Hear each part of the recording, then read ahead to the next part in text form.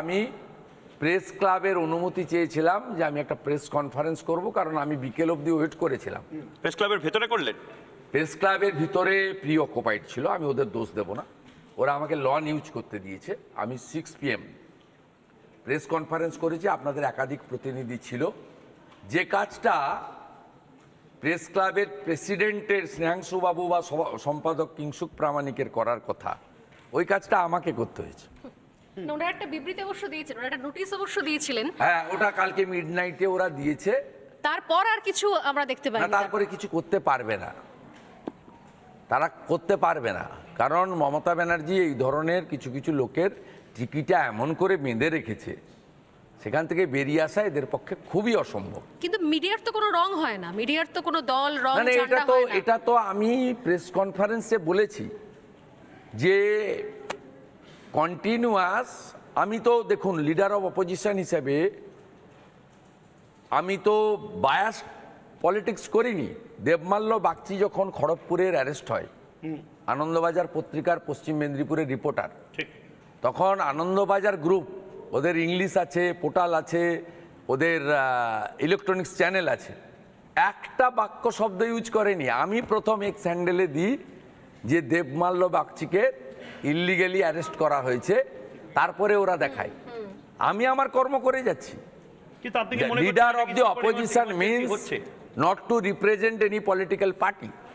Leader of the opposition means those who are tortured by the ruling party of the state government and তাদের যারা ruling party এবং state government দ্বারা অত্যাচারিত, তাদের প্রত্যেকের কণ্ঠস্বর হওয়া উচিত রাজ্যের বিরোধী দলনেতার। আমি সেই কাজটা করছি। ইউটিউবারদের বিরুদ্ধে যেভাবে আক্রমণ হয়েছে, জেলে খাটানো হয়েছে, তার বিরুদ্ধেও আমি বলেছি। কিন্তু আমি ফাইনালি আপনাকে বলি, আমি কাউকে পার্সোনাল অ্যাটাক করার বিরোধী। ভাইপো তখন অনেক আগে পূর্ব মেদিনীপুরের চণ্ডীপুরে আমাকে ক্ষমতা দেখাতে গেছিলেন। ওখানে একটি ছেলে মঞ্চের উপরে উঠে সপাটে একটি চড় মারেন। আমি এরকে সমর্থন করি না, আমি বিরোধিতা করি। কিন্তু আপনি দেখবেন 3-4 বছর পরে ওই ছেলেটিকে রহস্যজনকভাবে মেরে ফেলা হয়। তার বাড়ির লোককে আমি কন্ট্যাক্ট করেছিলাম, কিন্তু পুলিশ নেগোসিয়েশন করে ইন এক্সচেঞ্জ অফ এনিথিং তারা সেটেল করে দেয়। তার বাড়ির লোক এগিয়ে আসেনি কমপ্লেন করার জন্য।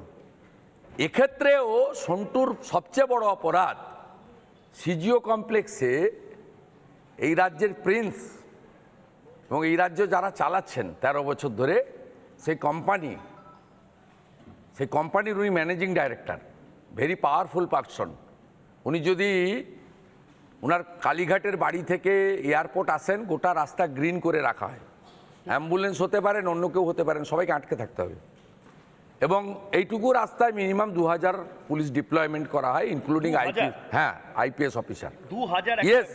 উনি 5000 কম্বল বিতরণ করতে ফলতা গেছিলেন, তার জন্য পুলিশের খরচ হয়েছে 1,84,00,000 টাকা।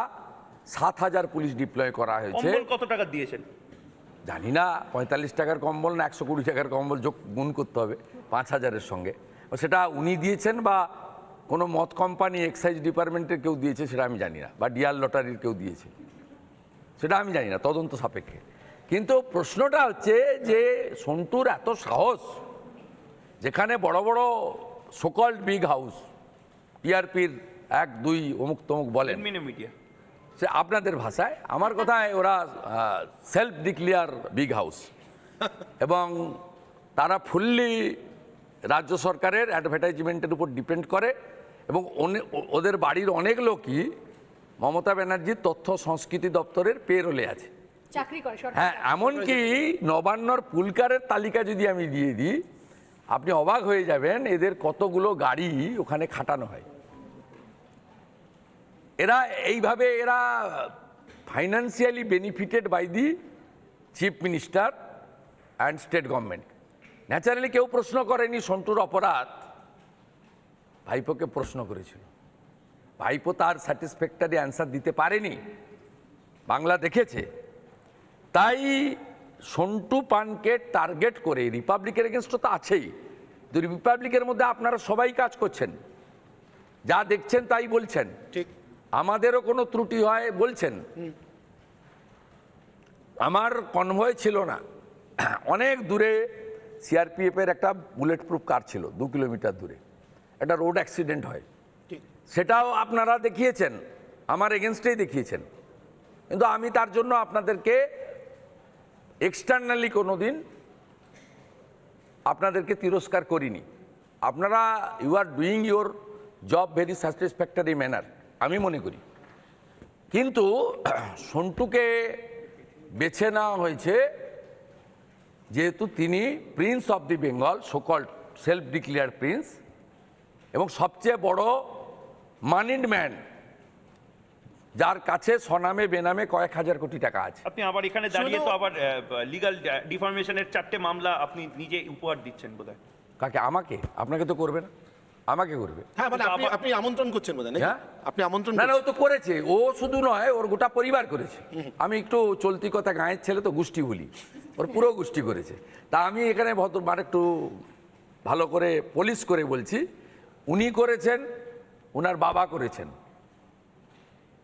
কি করেছেন?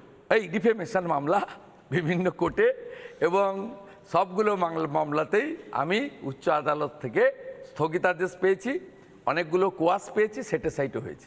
শুভেন্দুবাবু, ন্যাচারালি এসব করে আপনাদের যেমন থামানো যাবে না, আমাকেও থামানো যাবে না। শুভেন্দুবাবু, আমি আমি আমি আপনাকে একটু অনুরোধ করবো 15 বছর পিছনে যেতে। এখানে যারা দাঁড়িয়ে রয়েছে তারা সে সময়টা দেখেনি, সব ছোট ছোট ভাই বোন আমার। আপনি আমাকে তখন থেকে চেনেন, আপনি কেন আরও অনেকে চেনেন, রাজ্যের মুখ্যমন্ত্রীও চিনতেন। তখন আমি রিপোর্টিং করতাম একেবারে মাঠে ঘাটে নেই, আজ যেমন সন্দেশখালিতে ওরা করে আসছে। নন্দীগ্রামের তেখালি ব্রিজের এপার আর ওপারটা কী ছিল শুভেন্দুবাবু, আপনার থেকে ভালো কেউ জানে না, কেউ জানে না, মমতা বন্দ্যোপাধ্যায় জানেন না। আমার একটা প্রশ্ন শুভেন্দুবাবু, সন্ধে নামলে এদিকে যাব না ওদিকে যাব, রিপোর্টাররা আপনাকে একটা ফোন করতেন। এমনও হতে পারতো অনেক সময় যে রিপোর্টার যে সংবাদ মাধ্যমে আছেন তার যে এডিটোরিয়াল পলিসি, তার সঙ্গে আপনার আন্দোলনের পলিসি ঠিক উল্টো দিকে দাঁড়িয়ে আছে। আমাদের রিপোর্টারদের ফোন ট্যাপ করা হয়নি। আমি আপনাকে হোয়াটসঅ্যাপে কল করতে শিখেছি মমতা বন্দ্যোপাধ্যায়ের সরকার ক্ষমতায় আসার পর, তার আগে নয়। এখানে আমার প্রশ্ন শুভেন্দুবাবু, যারা কখনো মুখে সেলোটেপ মারেন, কখনো ফোনে সেলোটেপ মারেন, ফোনটা কি ট্যাপ হচ্ছে, তারা নিজেরা এরকম ভয়ঙ্করভাবে সাংবাদিকের ফোন ট্যাপ করেন কেন? সন্তু পানের ক্ষেত্রে যেটা হয়েছে, আপনার কি মনে হয় না সেটা আসলে একটা গ্র্যাজুয়াল এসকালেশন? দীর্ঘদিন ধরে সাংবাদিকদের রাষ্ট্রের কঠোর নজরদারিতে রাখা হয়েছিল, এর সঙ্গে একটা স্ট্যালিনিস্ট রাষ্ট্র, একটা হিটলারি রাষ্ট্রের তফাৎ কোথায়? কোনো তফাৎ নেই। মমতা বন্দ্যোপাধ্যায় যা যা করছে এগুলো আমি স্ট্যালিন, মুসোলিনি এসবের জায়গায় যাব না, চীনে যাব না। আমি বর্তমান প্রাসঙ্গিকভাবে উত্তর কোরিয়ার কথা বলবো। উত্তর কোরিয়ার জন কিম যা যা করছে, মমতা ব্যানার্জি সেই কাজগুলো করছে।